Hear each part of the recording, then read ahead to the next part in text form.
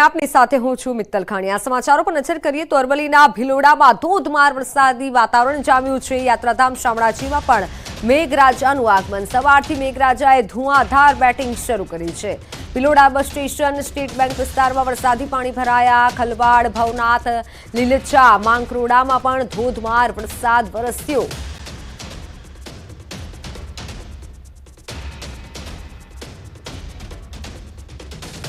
ભિલોડામાં ધોધમાર વરસાદ શરૂ થયો છે। અરવલ્લીના દ્રશ્યો છે કે જ્યાં યાત્રાધામ શામળાજીમાં પણ મેઘરાજાએ આગમન શરૂ કર્યું છે। ધુઆંધાર બેટિંગ શરૂ કરી છે। અરવલ્લીના ગ્રામ્ય પંથકમાં પણ સારો એવો વરસાદ નોંધાયો છે। તો અરવલ્લી જિલ્લામાં વરસાદી માહોલ જામ્યો છે। મોડાસા શહેરમાં ધીમી ધારે વરસાદની શરૂઆત થઈ છે। 3 દિવસના વિરામ બાદ વરસાદ વરસ્યો। નીપ વિસ્તાર, 4 રસ્તા વિસ્તાર, કોલેજ રોડ પર વરસાદ વરસ્યો। ભિલોડામાં 10 થી 12 વાગ્યા સુધીમાં 2.5 ઇંચ જેટલો વરસાદ નોંધાયો।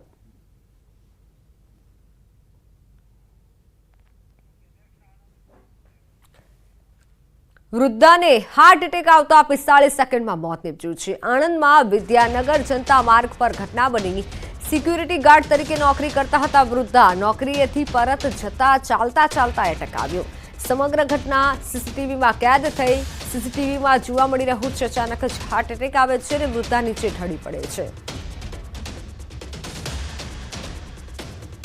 ચાલતા વૃદ્ધા નીચે ઢળી પડ્યાની ઘટના સીસીટીવીમાં કેદ થઈ છે। વધુ એક હાર્ટ એટેકથી મોત નીપજ્યાનો મામલો આણંદથી સામે આવ્યો છે। અચાનક જ હાર્ટ એટેક આવે છે અને વૃદ્ધા નીચે ઢળી પડે છે। નોકરીએથી ઘરે પહોંચતા સમયે આ દુર્ઘટના સર્જાઈ છે। ઘરે જતા હતા અને હાર્ટ એટેક આવ્યો। ફોનલાઈન પર સંવાદદાતા જનક જોડાઈ ચૂક્યા છે। જનક, દિવસે ને દિવસે હાર્ટ એટેકના બનાવો બની રહ્યા છે। આણંદનો વધુ એક કિસ્સો। આણંદ જિલ્લાની ઘટના છે।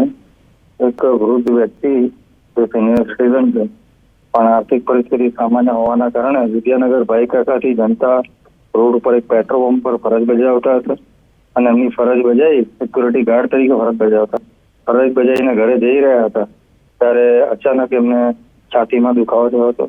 સમગ્ર ઘટના સામેની એક દુકાનમાં સીસીટીવીમાં કેદ થઈ છે અને એમાં સ્પષ્ટ દેખાય છે સીસીટીવીમાં કે વૃદ્ધ વ્યક્તિ સાઈડમાં બેસી જાય છે અને એટેક આવે છે અને ત્યાં ઘટના સ્થળે તેનું મૃત્યુ થયું છે।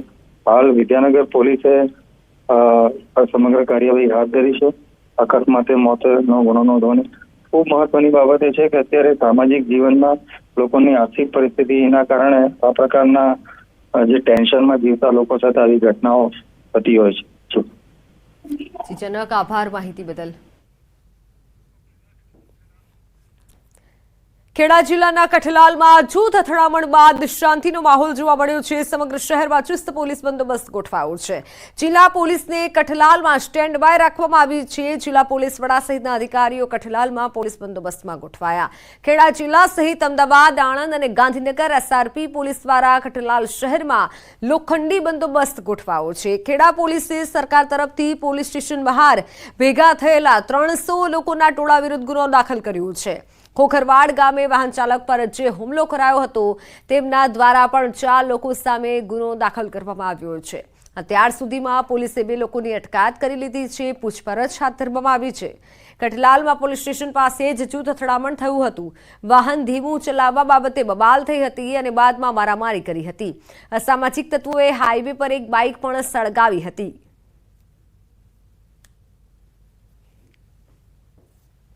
નુકસાન કરવાની અને કાયદો વ્યવસ્થાનો ભંગ કરવાના જે પ્રયત્નો થયેલા આ બાબતે પોલીસે તાત્કાલિક પગલાં લઈ અને બંને ટોળાઓને વિખરેલા અને ત્યારબાદ ટોળાઓ દ્વારા જે કંઈ ગુનાહિત કૃત્ય કરવામાં આવેલું છે એ બાબતની ફરિયાદ સરકાર તરફે દાખલ કરવામાં આવેલી છે।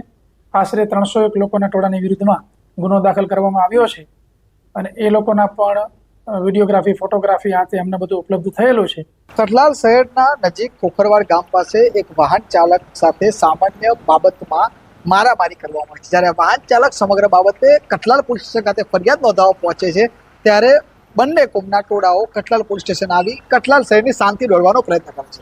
દ્રશ્યોમાં તમે જે પ્રકારે જોઈ રહ્યા છો અત્યારે કઠલાલ પોલીસ સ્ટેશન ખાતે એસપી સહિતનો કાફલો અત્યારે આગળ પહોંચી ગયો હતો। વાત કરવામાં આવે તો ગત રાતે જ્યારે સમગ્ર ઘટના બની ત્યારે જિલ્લા પોલીસ વડાને જાણ થતાં તેઓ એલસીબી એસઓજી સાથે કઠલાલ ખાતે પહોંચે છે અને તમામ જે ટોળું છે તેને વિખેરી જે કઠલાલની શાંતિ છે પોલીસ દ્વારા અત્યાર સુધીમાં 300 લોકોના ટોળા વિરુદ્ધ ખુદ સરકાર તરફથી પોલીસ ફરિયાદી બની ગુનો દાખલ કરવામાં આવે છે. ત્યારે જે વાહન ચાલક સાથે માથાકૂટ થઈ હતી તેમાં 4 લોકો વિરુદ્ધ પણ અહીંયા આગળ કઠલાલ પોલીસ સ્ટેશનમાં ગુનો દાખલ કરવામાં આવે છે.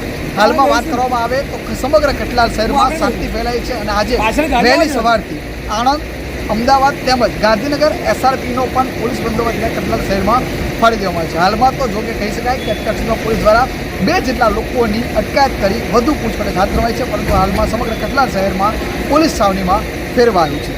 ઉમંગ પટેલ, ન્યૂઝ 18 ગુજરાતી, કઠલાલ, ખેડા. સુરતની નવી સિવિલના ટ્રોમા સેન્ટરના મેડિકલ ઓફિસરને માર મારવાની ઘટના સામે આવી છે. લાજપોર જેલમાં કેદ હત્યાના આરોપીએ મેડિકલ ઓફિસરને માર માર્યો. આરોપીએ કહ્યું કે મને ખાંસી છે, સિવિલમાં રિફર કરી દો. મેડિકલ ઓફિસરે ના પાડતા આરોપી મારવા લાગ્યો. ઇજાગ્રસ્ત મેડિકલ ઓફિસર જેલની એમ્બ્યુલન્સમાં સારવાર માટે નવી સિવિલમાં આવ્યા, જ્યાં આરોપીએ મેડિકલ ઓફિસરને કાન તેમજ ગળાના ભાગે માર માર્યો હતો. દીપ નામના આરોપી સામે મેડિકલ ઓફિસરે ખટોદરા પોલીસ સ્ટેશનમાં ફરિયાદ નોંધાવી છે.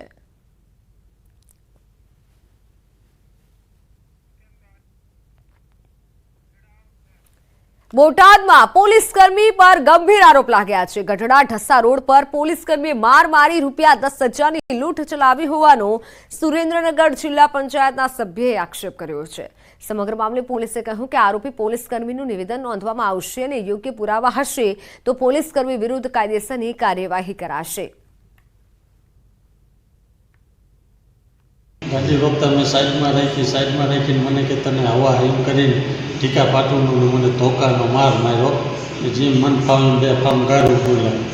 પછી મેં કીધું તમારે જે દંડ થતો હોય લઈ લો. મારા 500 રૂપિયાનો મને મેમો આપ્યો અને 10,000 રૂપિયા મારી પાસેથી લીધા અને મને 500 રૂપિયાનો મેમો આપ્યો.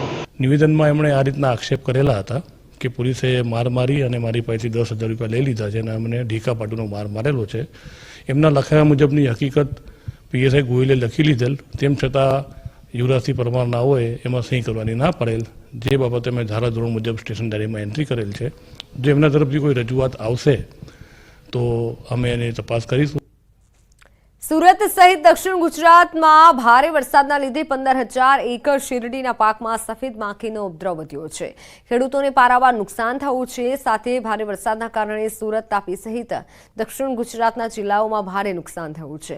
ખેડૂત આગેવાન જયેશ દેલાડે રાજ્યના કૃષિ મંત્રીને ખેડૂતોને સહાય આપવાની માંગ કરી.